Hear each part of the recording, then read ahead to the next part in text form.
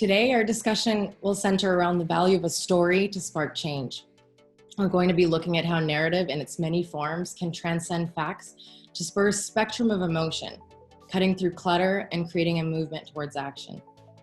The Outlaw Ocean Project is a nonprofit that produces innovative journalism from books to documentaries to original music that uncovers a globe-spanning network of crime and exploitation that emanates from the fishing, oil, and shipping industries. Through their multi-sensory, enigmatic storytelling, we're called to realize how closely we are connected to these injustices and the roles we each have to play as we become conscious of our own choices and are energized by our own creative gifts for impact. Today, we're going to be hearing excerpts of creative storytelling from journalists, strategists, and composers themselves. We hope that you'll be as moved by their stories as we have been. It gives me a huge pleasure to introduce our esteemed guests, the team behind the Outlaw Ocean and the Outlaw Ocean Music Project. First, we've got Ian Urbina. He's a Pulitzer Prize-winning reporter and an author who writes for the New York Times, The Atlantic, National Geographic, and others. Urbina is the author of the New York Times bestseller, The Outlaw Ocean, based on 5 years of reporting, much of it offshore, exploring lawlessness on the high seas. Urbina has since launched the Outlaw Ocean nonprofit, which engages in innovative storytelling practices on ocean issues, including the Outlaw Ocean Music Project. Charlotte Norsworthy heads up the content direction for Synesthesia Media, a creative media company that has served as the label behind the Outlaw Ocean Music Project. Norsworthy directs the strategy and musical content for more than 300 artists and a collective global audience of more than 90 million. Synesthesia Media has also directed the successful release of the best-selling book, The Outlaw Ocean. Norsworthy is passionate about uplifting new voices and reaching new audiences across the world. And Philip G. Anderson is an American multi-instrumentalist, contemporary artist, and composer. He seeks to connect with his audience through expressive and emotive music centered around the human performance and organic instrumentation. In addition to his work as an artist, Philip also composes and produces music for film, television, and commercial projects. Thank you so much for sharing your stories today. I'd like to now turn the session over to Ian, the founder of the Outlaw Ocean Project, to give a primer on their mandate. We will then share their impactful storytelling at work through a book reading, musical demonstration, and a video which encompasses all of their works wrapped together. Ian will now introduce this piece. Thank you. Thank you, Ezgi. Thank you, Tealeaves. And thank you so many people for coming on a Saturday to sit in front of the screen again. My goal was, and I'm going to start a clock here to stay on time, to talk about two things in the broadest sense. One, the journalism itself, where it came from, what it aspired to do, and two, its conversion into other forms, quite especially music, and why we are attempting to do that, what purpose that has. So to start with the journalism, I, for almost 2 decades, was on staff at the New York Times, and the last 6 years, I was an investigative reporter, and the last 6 years, I focused on a series called The Outlaw Ocean. And it, at some level, was simply aiming to approach that 2/3 of the planet that is water in a slightly different way than we thought it had been approached before, which was to say, anthropologically look at this realm, this watery world, as a frontier, a space that is not just sort of empty shades of blue that you typically fly over, but rather a bustling zone where more than 50 million people work, and a hugely essential sort of organ in the body that is the planet. You know, it's the lungs of the planet, and sort of supplier of protein for nearly half of the planet, and 90% of commerce that comes to us, you know, iPhones and shoes, traverses this space. And indeed, it is a rich workplace and living space where a lot of bad things happen. And so from an investigative standpoint, what the project sought to do was to explore the realm, chronicle the people out there, and highlight the diversity of, to a large degree, misbehavior.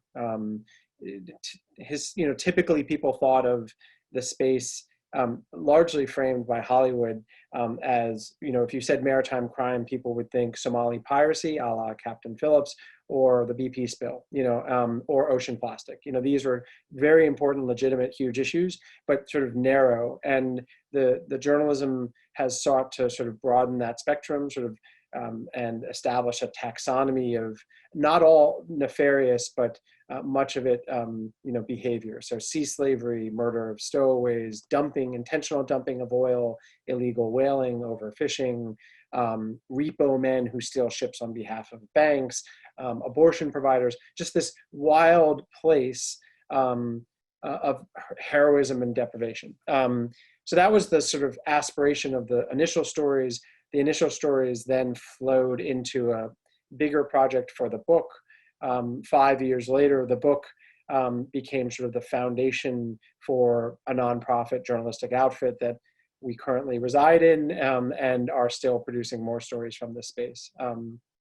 But one of the things that we wanted to do differently, not just in capturing these stories and raising public awareness about the urgency of the issues, but number one, methodologically, we want to tell the stories differently by going out into the space and reporting not from on shore as told by deckhands as they returned, but rather getting on the vessels themselves, and therefore allowing readers to feel sort of the five senses vicarious experience of being out there.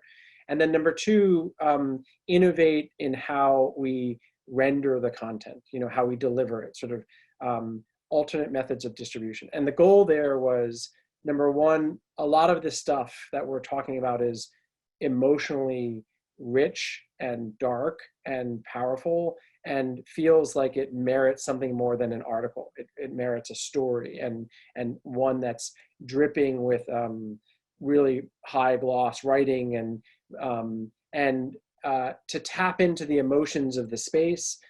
We thought it would be smart to think about alternate ways of telling the stories, not just through the sort of poor man's currency of words, even in the best of hands, but rather through visuals, so short documentaries, but also through games, podcasts, and indeed even music, right? And so as a huge consumer, lifelong consumer of a wide variety of music, I have always been, I couldn't play an instrument to save my life. I don't read music, but I have a huge respect for the storytellers that are musicians, the ones who really kind of tell you something in an almost sub-rational way using sound. And I thought, wouldn't it be incredible if we took the storylines and we also took the video footage of 5 years of reporting, and we pulled out sounds from this reporting. So textured things, machine gun fire in Somalia, or chanting deckhands on the South China Sea, as raw ingredients. And then we approached musicians and asked them to take these ingredients and, as good chefs, make something out of it in their own form, and tell stories based on the things in the book and the reporting that move them. And so that's what gave rise to the Outlaw Ocean Music Project.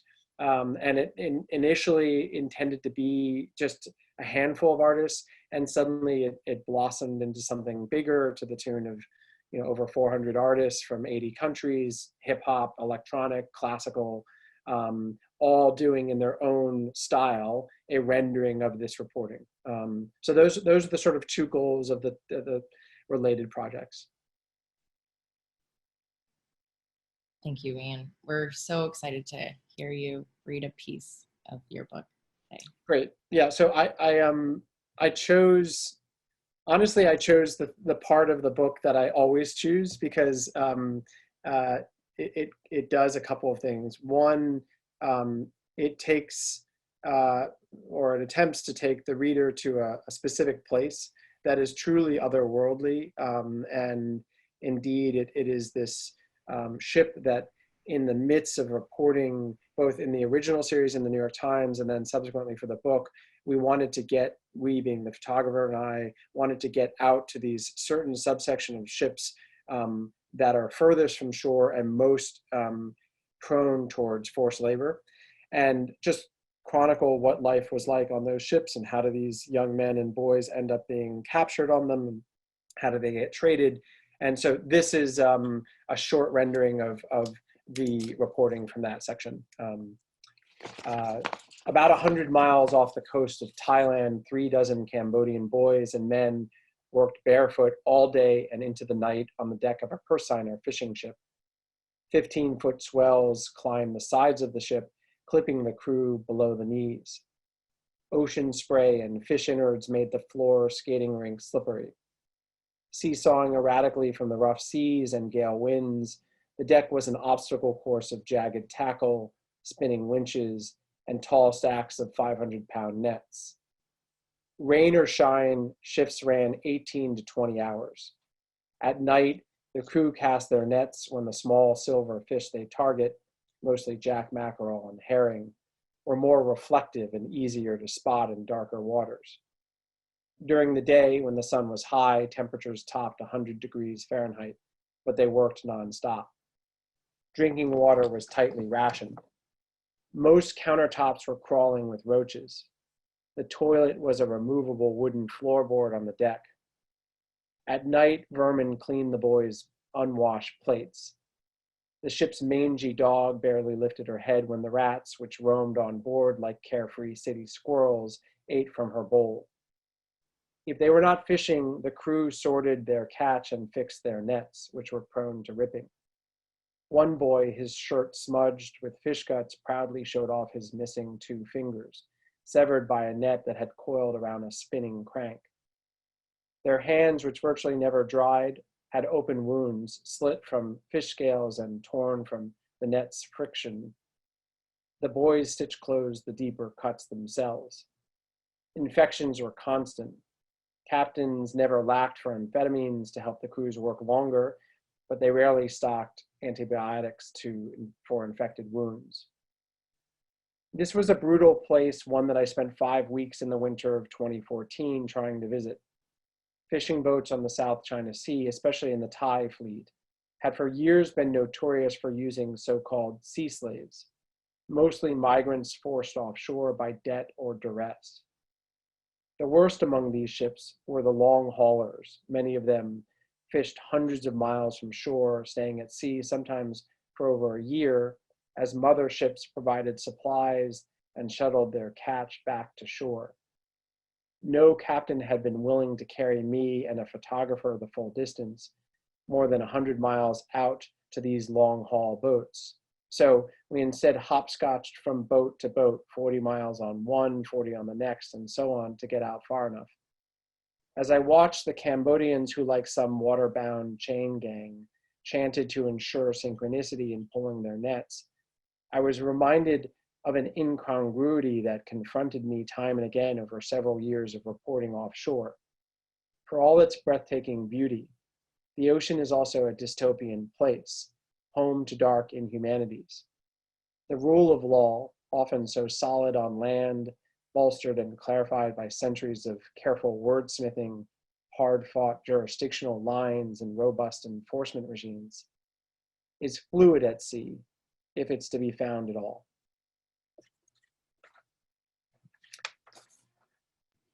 Thank you, Ian. What an honor to hear this directly from your voice.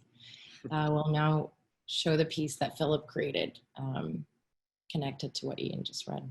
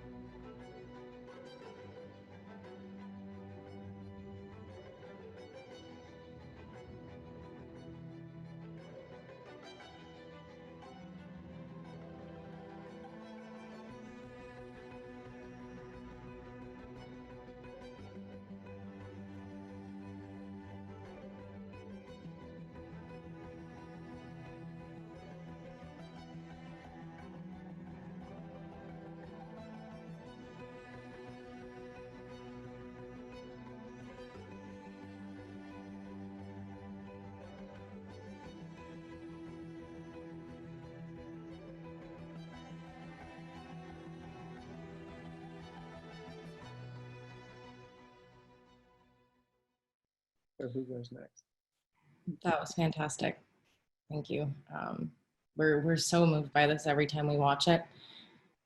And I hope that you're as moved as we have been in the past few weeks. I have a lot of questions for the team.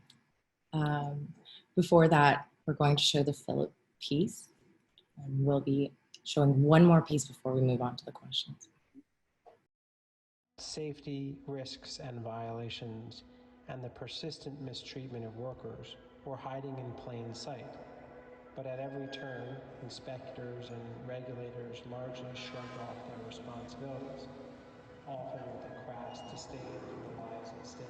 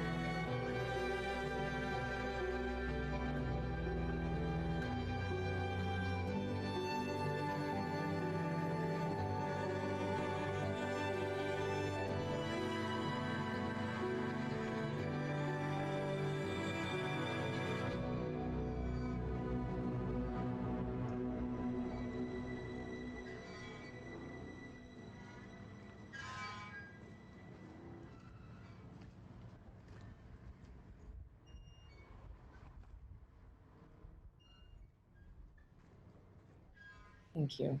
I think heartbreaking is a really great way to describe this piece and Ian's writing.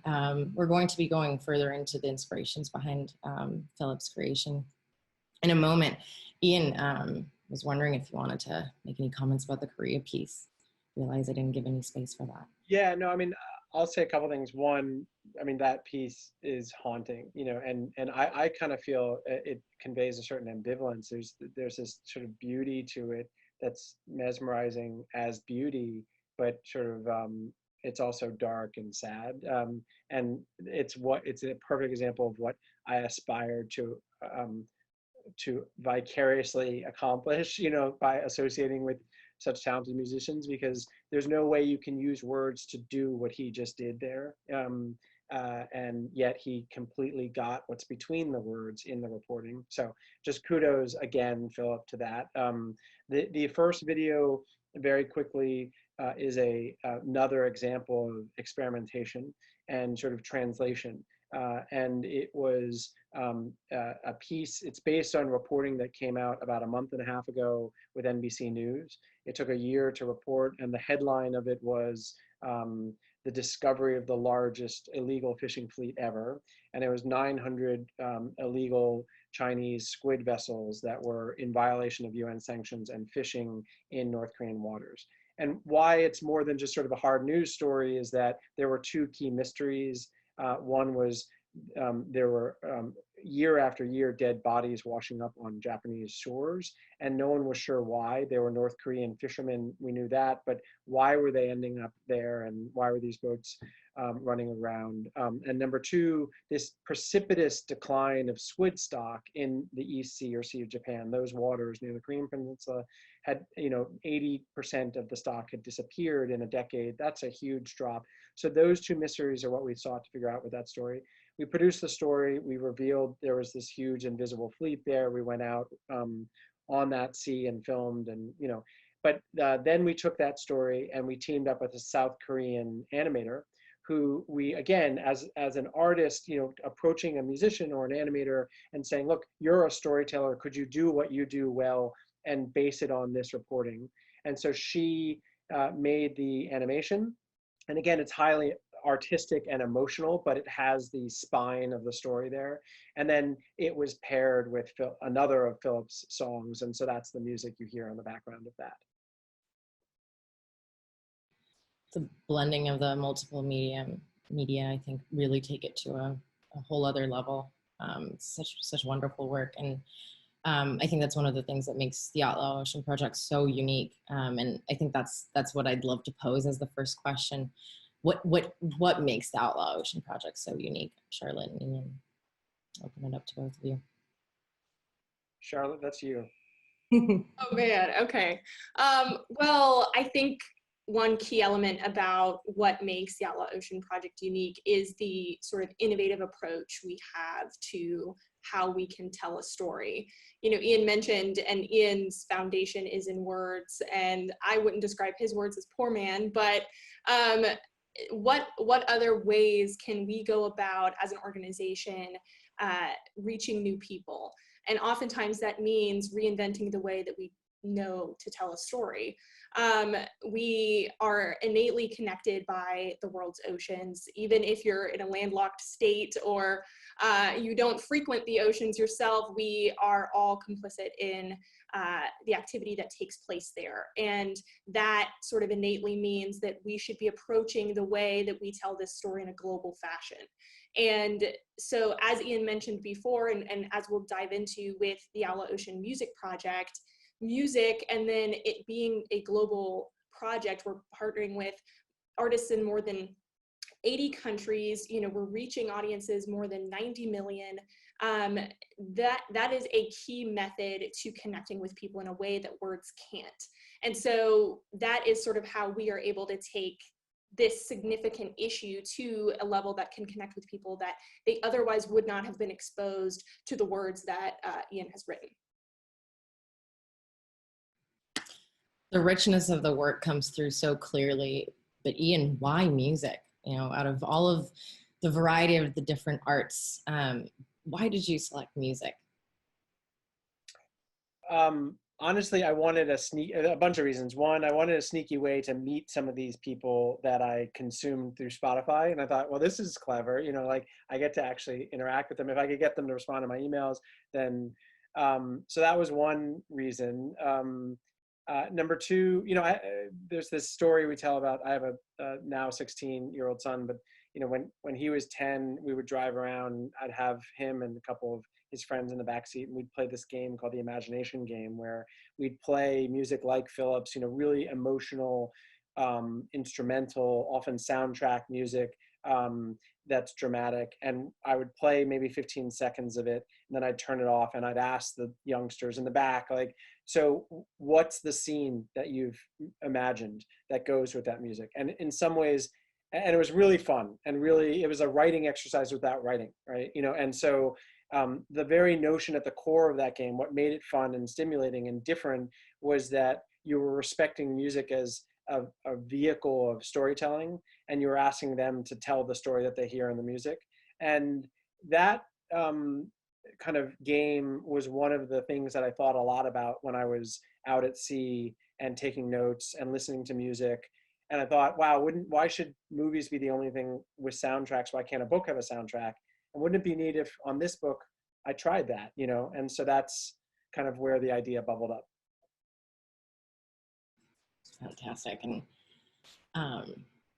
as a musician, Philip, do you agree that music is uniquely able to tell the story, perhaps maybe talking about the Help Us composition that we just heard as an example.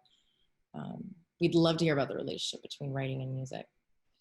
Yeah, throughout this whole project, I felt it, and even before, that music is able to connect with listeners almost in a deeper and more emotional way than just words alone. And reading this book, many of the stories are powerful and extremely impactful on their own. But music can add that extra emotional impact that helps create a true sense of urgency and the need to address these issues. I view it as a way that music's a way to put the listener in the subject's shoes. So it puts them on these boats, it puts them in these conditions, rather than just reading the story of what's happening there. And so to go back to the music we heard, the full piece entitled Help Us, it's the title track off the album, and it's meant to kind of set the whole scene for what you're going to hear throughout the entire album. It creates this eerie, mysterious world that, as Ian and Charlotte mentioned, is also this beautiful world, because the ocean is this massive, expansive, beautiful place. But bad things happen there. And that first piece kind of sets that tone. And I sought to do that by using the tones and textures in the album, or in that piece, through string swells and ambient piano. And then, as Ian mentioned, the recorded sound he captured when out at sea. So underneath that entire track, there's a recording of just the ambient sound of being on a boat in the middle of the ocean. So that helps to set the tone. But the piece has a deeper meaning, which is obviously reflected in the title. After reading so many of these stories of the abused crewmen and the tragedies and the murders and all of these things that happen at sea, it's almost more of a cry for help. It's saying, these are our stories, please help us, take action, do something to improve the conditions on these boats and the conditions for the people that work them. And that's kind of been my goal throughout this whole process of creating this album, is connect the listener in a more emotional way to these stories so that action can be taken sooner to essentially save lives here.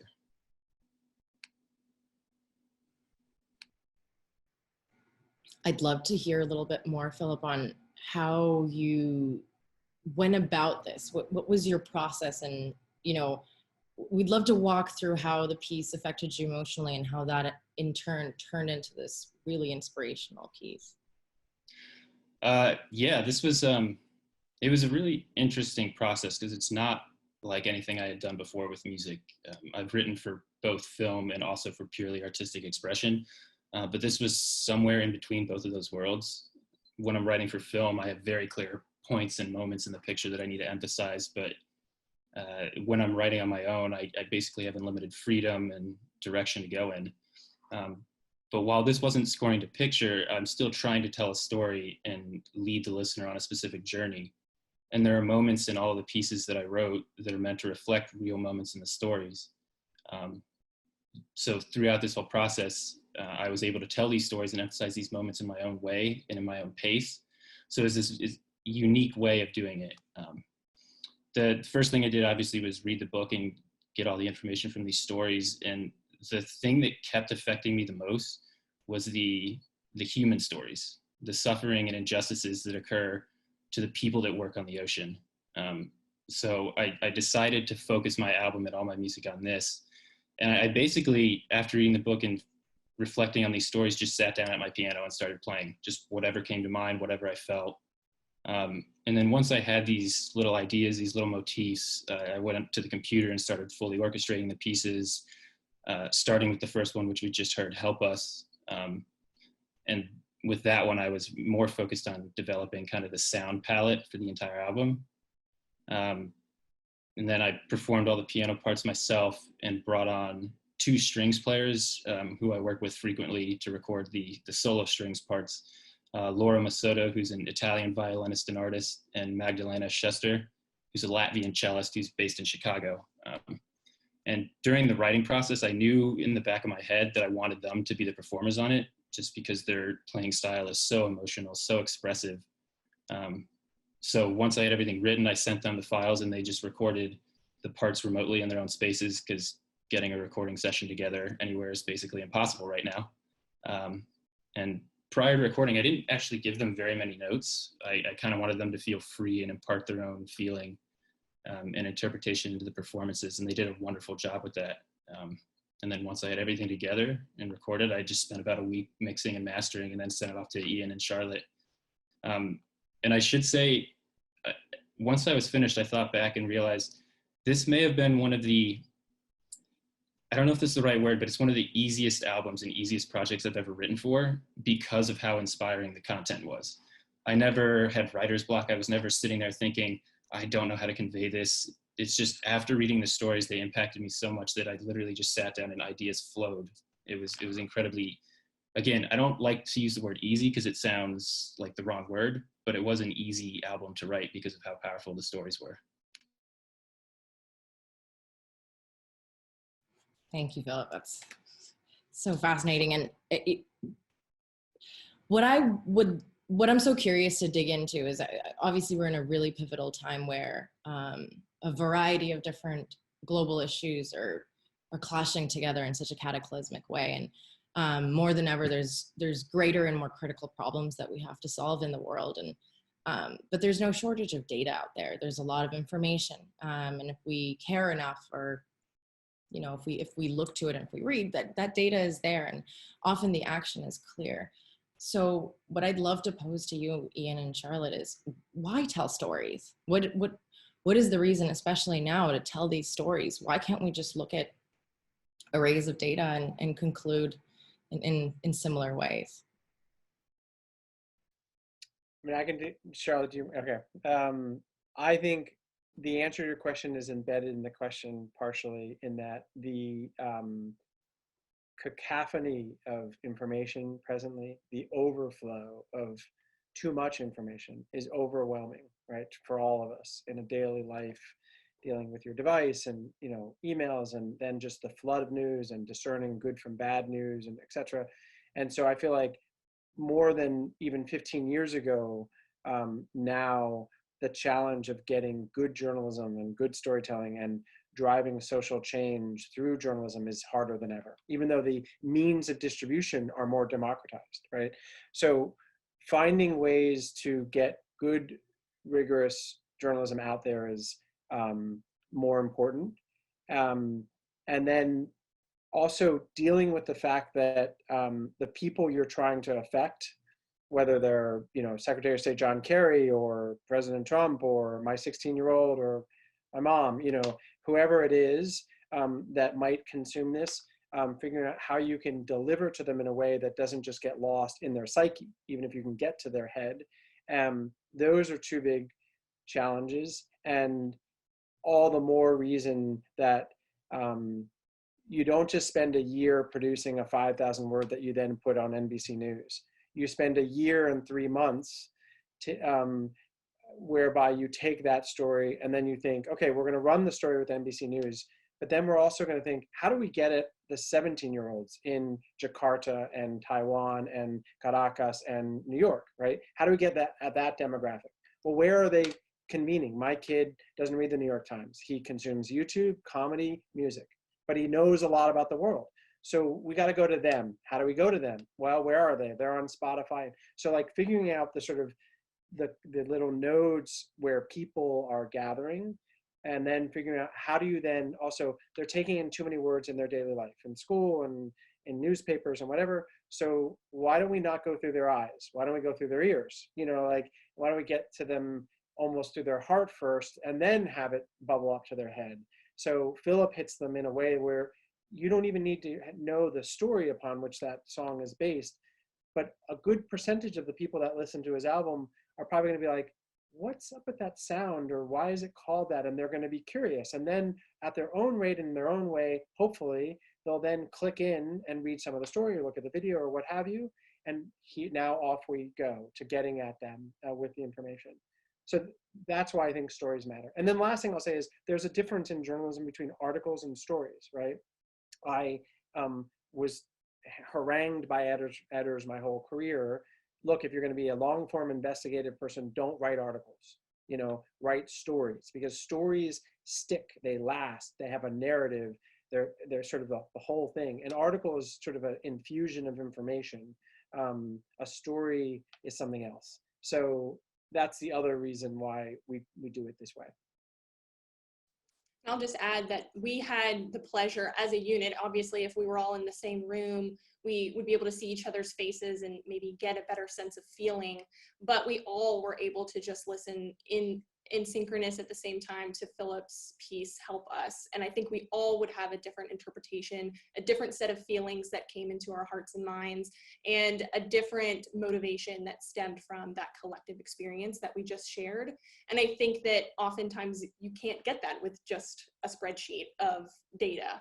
And having a deeper impact oftentimes means a longer, more lifetime learner when it comes to issues that matter, like the oceans.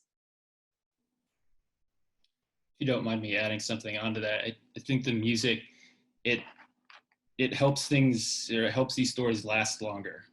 You listen to music over and over for years and years. I'm still listening to music I listened to when I was 10, 8, 7 years old. You may read a story or an article once, think about it for a few weeks, but eventually it's going to fade from your mind. But if you connect with a piece of music, you're going to listen to that music for years to come. And now all of a sudden it's connected to these stories. So these stories are constantly in your mind every time you hear this piece of music. So it helps the stories and helps the journalism last longer than it may otherwise would. The emotionality allows us to stick with it for longer, I guess. And Philip, I'd love to hear a little, I mean, we don't see you as a musician, we see you as an artist in general, and as all these artists look to you. I'd love to ask you how and why you see this as part of your craft, because, you know, technically you could go pure into the technical side of composing and just create, you know, beautiful compositions that are so wonderful on their own. And why do you see it as part of your craft to add this social and impactful side to it? I think part of creating music and art in general is it's all about human expression. You're trying to say something when you create art. So it needs to have some story or meaning behind it. I don't write music just for the sake of writing music. It's fun, yes, but there's always a meaning behind what I'm writing. But it's also more rewarding to write something or work on a project that has a purpose. I've mentioned this many times. Music has the unique ability to connect with people on a really personal level. It can inspire them, it can really affect them. And through that, hopefully, music and projects like this can create a little bit of positive change in the world. And I think as artists, that's something we need to be aware of, is how our music, how our art affects people. And every once in a while, how we can use that to inspire change, inspire people to make the world a little bit better. By the way, we encourage our audience to add the questions into the chat or Q&A, and we'll be switching over to audience questions shortly after we're done with mine. I get to go first. Ian and Charlotte, I'd love to hear a little bit about what surprised you throughout this process. There's such a diversity of musicians that are involved in this. Is this a journey that was expected by you, or were you very surprised by the results? Would love to hear about that. Charlotte, you want me to go first? Or I'm sure you've got a laundry list, but I do. No, it's up to you. You go first and I'll follow. Well, I think what most surprised me was just how integrated the artists became into the story. I mean, as we mentioned, we have over 400 artists who are participating. And I think what an initial surprise for me, I have one of the coolest jobs in the world, and that is I get to listen to all of the music that comes in and engage with the artists firsthand and help them work through challenges or things that may be troubling them emotionally in terms of the story, and really helping them get a handle on how to portray this piece.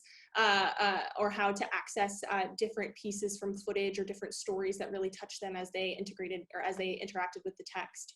And so I think for me, it was just so exciting to see these artists really get very inspired and empowered by the stories presented in the book and then in our subsequent reporting.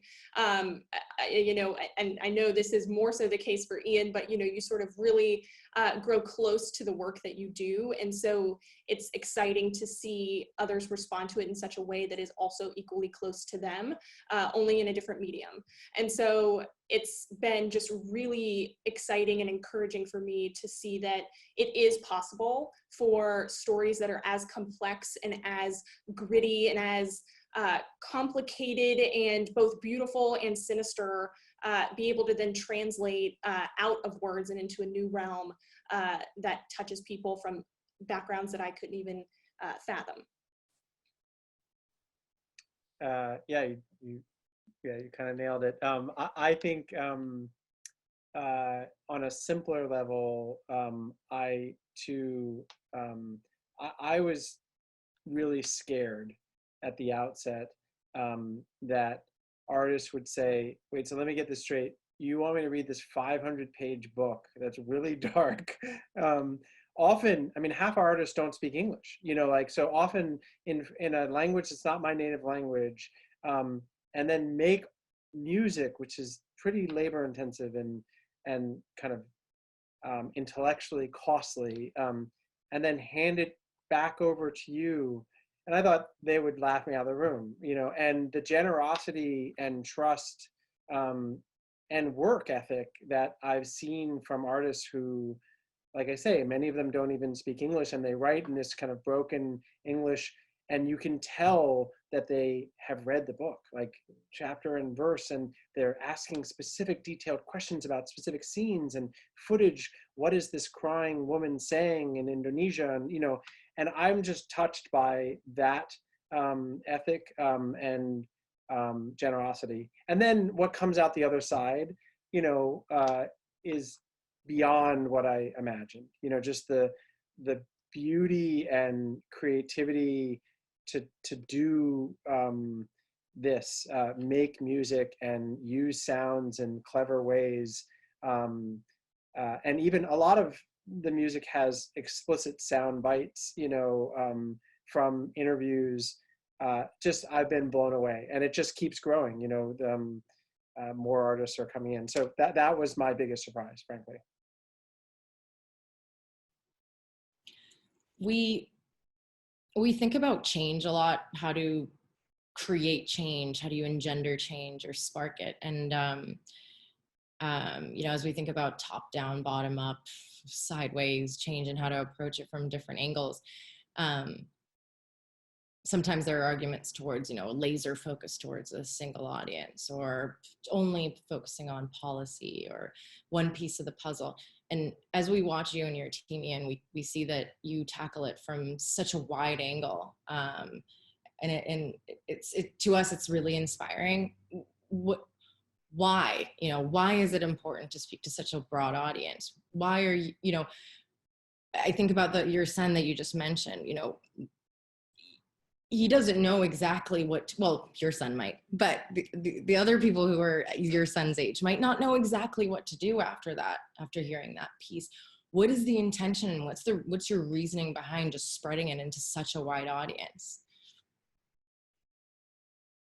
I wish I had a articulate and grand theory of social change. I don't think I do. I mean, I have broad notions of, hey, you gotta try things from lots of different angles. And I do really think, and this kind of came out of working at the Times for a long time, that there are huge swaths of people out there around the globe that are completely missed by the kind of journalism I was doing there, which I loved, you know, no disrespect to the New York Times, but so be they young, be they in other countries, what have you.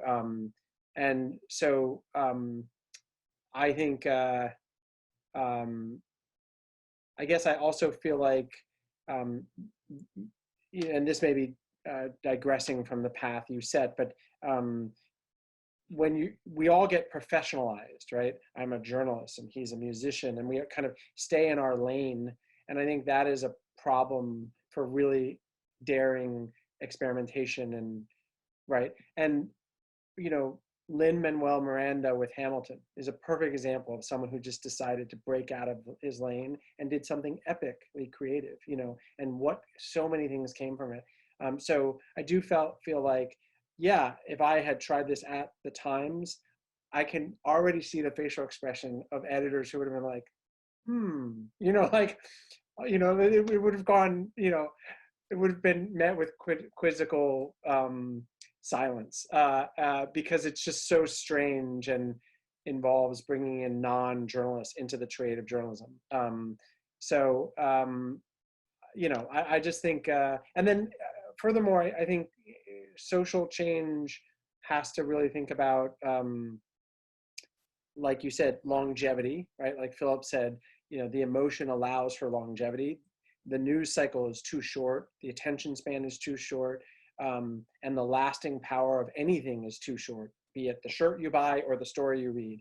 And so anything you can do to try to resist that is probably better for social change. And then also just thinking broadly about respecting people and going to them, not trying to get them to come to you.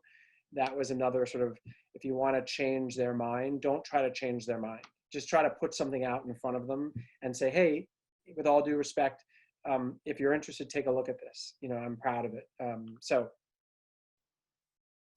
And one thing I'll add is one element of reaching audiences that I think was an inadvertent result of the music project specifically is sort of us targeting more integrated audiences. So while the music project is super widespread in terms of the diverse musicians that we feature, and they're all over the world and they're of ranging sizes and reach, they each have their own internal network of trusted audience that by engaging in this collaboration, we now have access to that audience. And I can guarantee that most of them probably, you know, had not previously interacted with this specific type of journalism. And so I think that that was a process that we were aware of, but weren't quite expecting to be as successful as it has been, is sort of accessing these more integrated, trusted bubbles of audiences all over the world.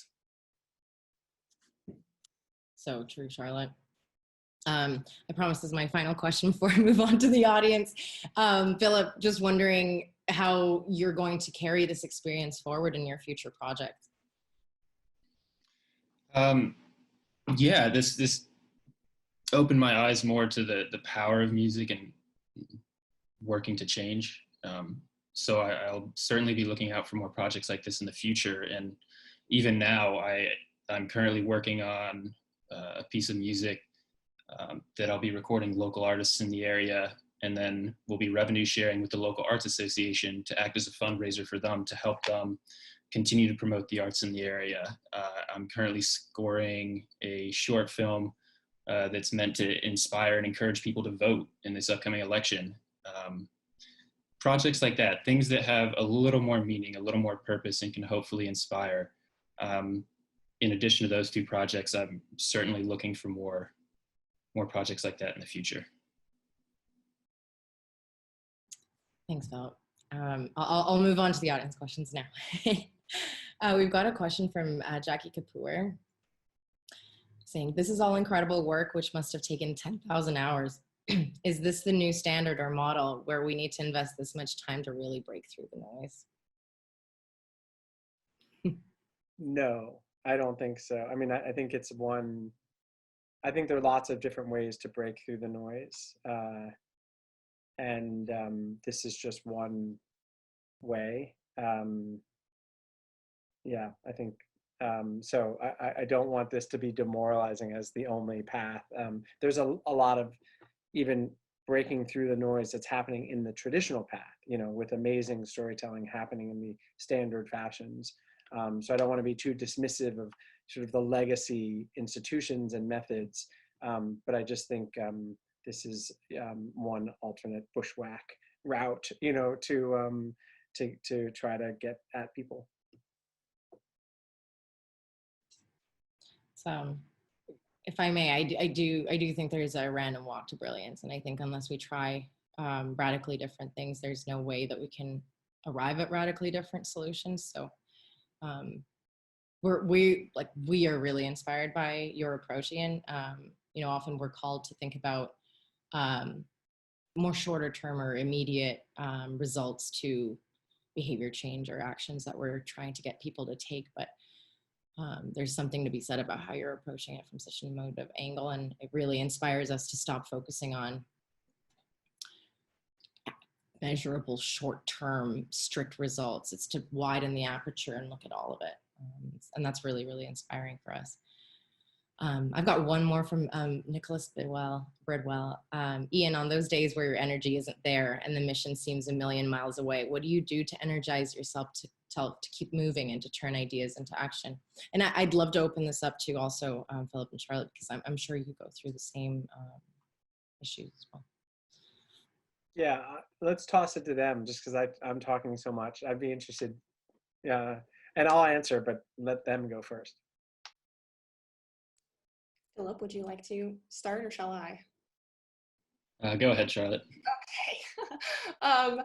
I think it's important to constantly be thinking of ways that you can surround yourself with new perspective. I think oftentimes if you find yourself in a rut, and I think I'm very lucky to be on a team of such diverse perspectives. It's not just Ian and I. We have, while we're a small team, it's still a diverse one in terms of how we approach things, how we churn through ideas, how we think through complex subject matter, and where we get hung up on different questions is even different. And so I think if you can constantly surround yourself, and I know that that Philip may have a different answer because his approach may be more singular in terms of how he goes about his music, but at least on the collaborative effort of the work that we do for the Outlaw Ocean Project and at Synesthesia, it's so important to be constantly questioning the way that you question things.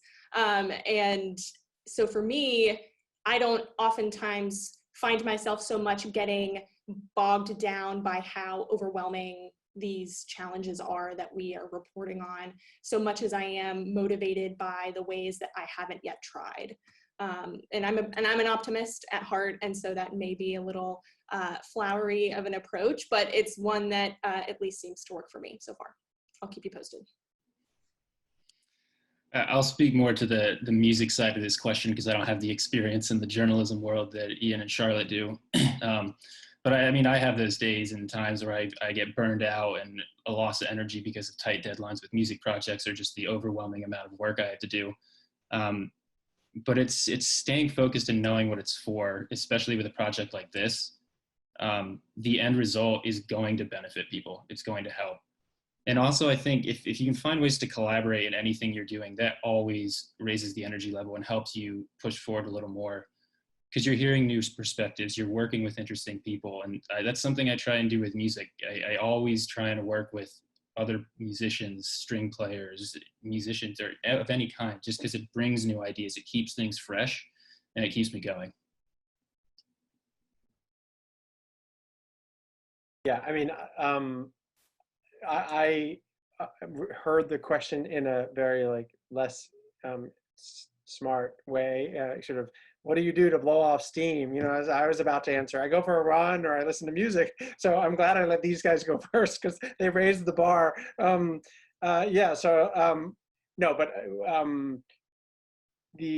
journalism, the reporting itself, the subject matter can get at you.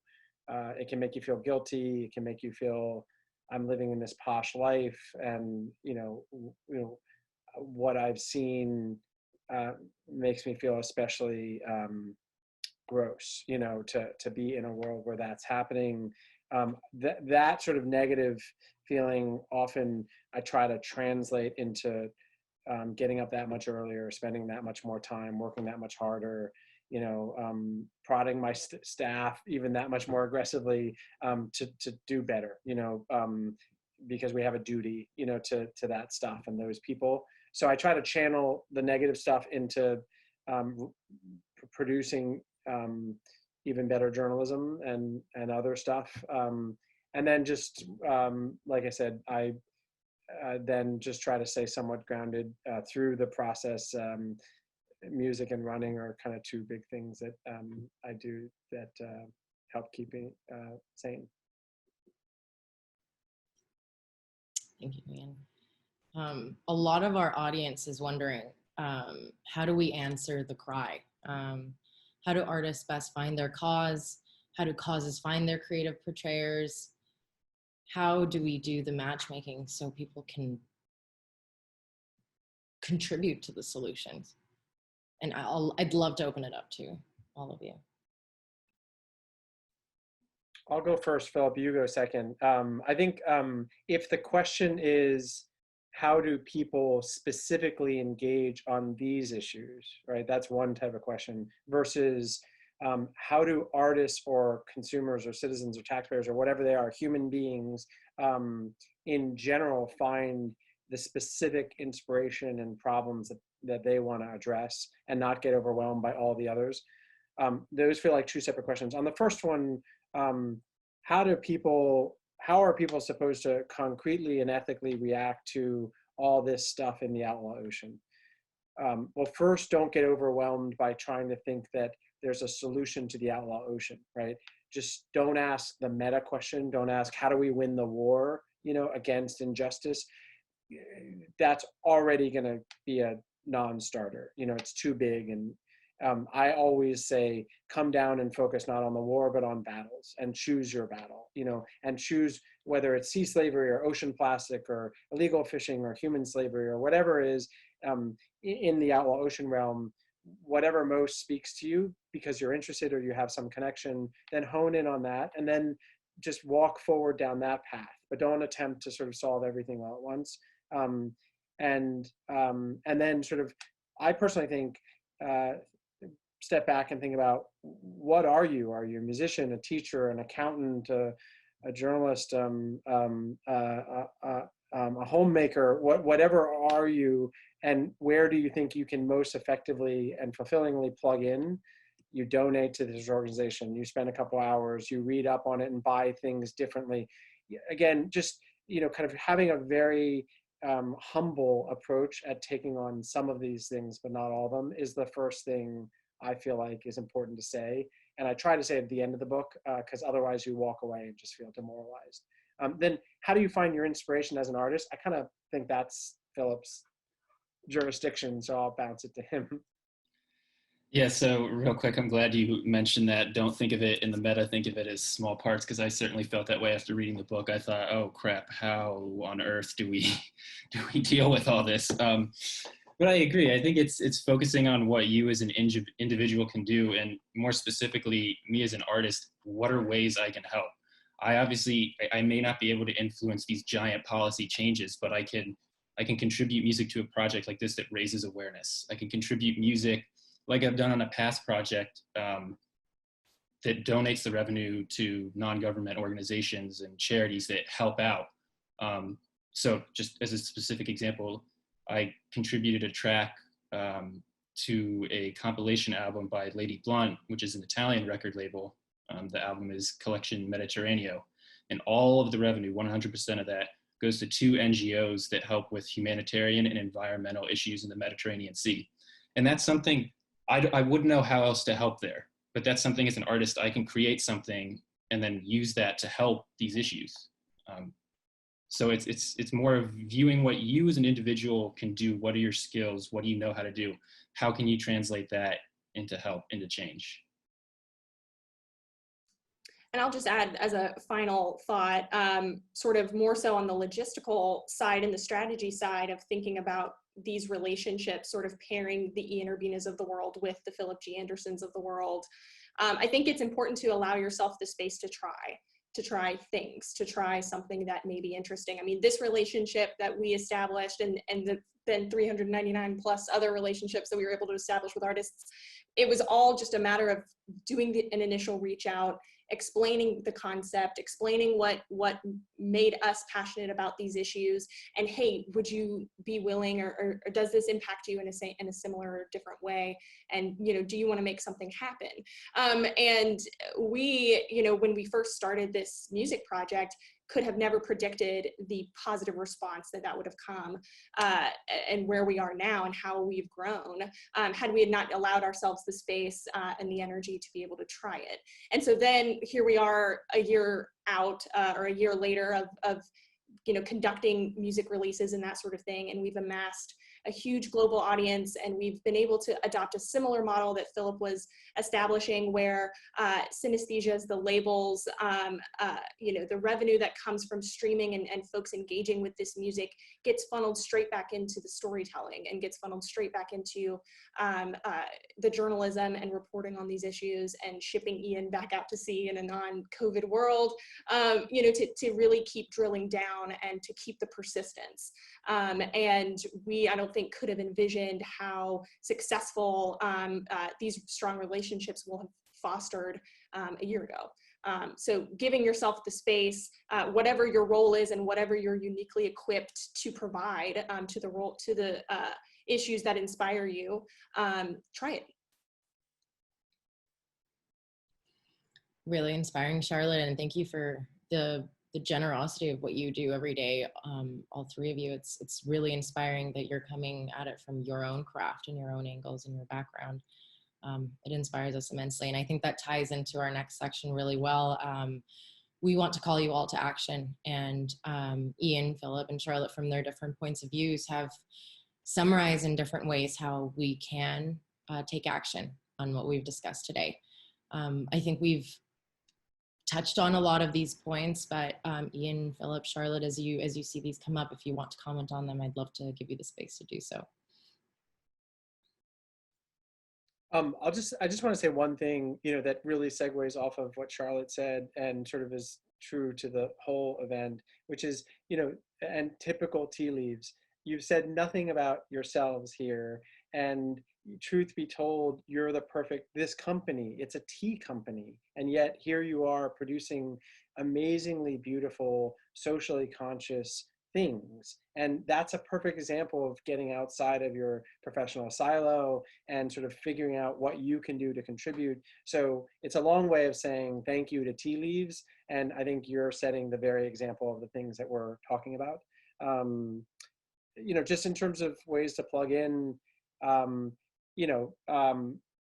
it's the list is long. So first you decide which, in my stepwise fashion, which of the issues grabs you the most, and how do you feel there's a feasible way for you to plug in. Maybe it's just, hey, I'm going to spend an hour reading Monterey Bay Aquarium's website, where it offers counsel to which types of seafood are safer or less safe when it comes to concerns about sustainable fish or sea slavery.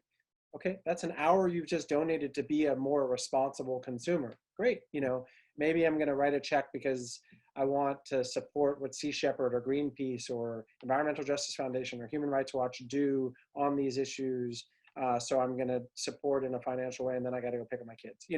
Again, you just figure out the thing, or the Outlaw Ocean Music Project. I'm going to listen to music, and I'm a yoga instructor or a spinning instructor, and I'm going to play a playlist from there because I know the streaming revenue that comes from it helps support paying for more journalism. And so I'm going to find songs that I can use in my class. There are a million ways that you can help the journalism, the musicians, or other groups that are involved in this.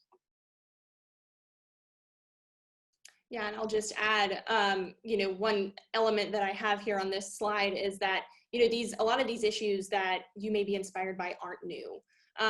It's the way that we approach them and the way that you uniquely approach them that is going to be new and maybe different. And how you live your life and make these responsible decisions or irresponsible decisions, because we all make them, is the new approach and the innovative approach.